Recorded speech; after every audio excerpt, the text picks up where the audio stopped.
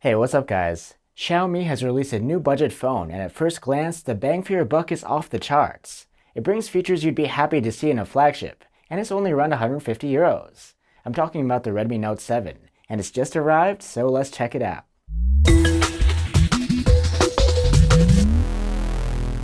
Let's see what's in the box. First we have another little package.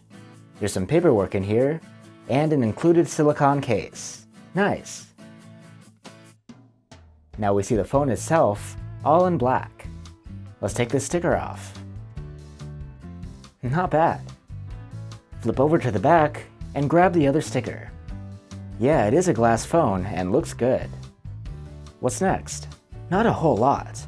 We have a USB-C cable here, and the included 10-watt charger. So now that we have the Redmi Note 7 in our hands, let's go over its key features.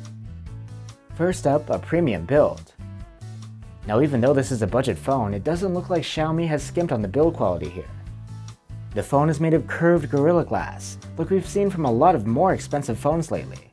The fingerprint reader is mounted on the back too. Xiaomi has made claims that this build is quite durable, even posting videos where they use it to crush walnuts or chop fruits on the surface. We'll have to wait for some real durability tests online to know for sure, but one thing is certain, this phone has some great looks. And there's a 3.5mm jack up at the top for headphones too. On the front, there's a 6.3-inch IPS LCD with a 1080p resolution and a water drop notch. Content looks good on here. We'll test out the panel and include the results in our full review. Next up, a solid mid-range chipset. Now the Redmi Note 7 runs on a Snapdragon 660 chipset with either 3, 4, or even 6 gigs of RAM. Some pretty nice specs. You shouldn't have any problems gaming on this phone. At least I didn't in the few games I tried so far. Everything feels nice and smooth. The interface is smooth too. It's MIUI 10 over the latest Android 9 Pie. It's not stock Android, but is as you'd expect from Xiaomi. Third on the list, a large battery. Just like previous Redmi Notes, the Note 7 packs a 4000 mAh battery, more than most other phones. Battery life here should be quite good. However, although the phone does support Quick Charge 4, the included 10-watt charger doesn't, so you might need to grab a third-party one for faster charging. And finally, an impressive-looking camera.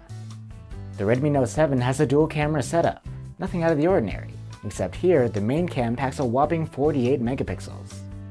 It's a bright f1.8 aperture camera with phase detection autofocus. The 5-megapixel secondary cam is only there for depth sensing in portrait mode. Just a note that by default, regular photos will come out in 12 megapixels. You can enable the full 48 in the Pro mode settings though. Here are a few shots for you to check out.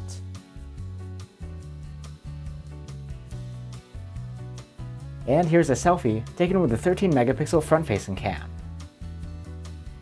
So there you have it guys, the Redmi Note 7 looks like a killer phone for such a low price. But are there any major shortcomings? We'll run our tests and let you know in our full review. And as always, leave any questions you have down below. See ya!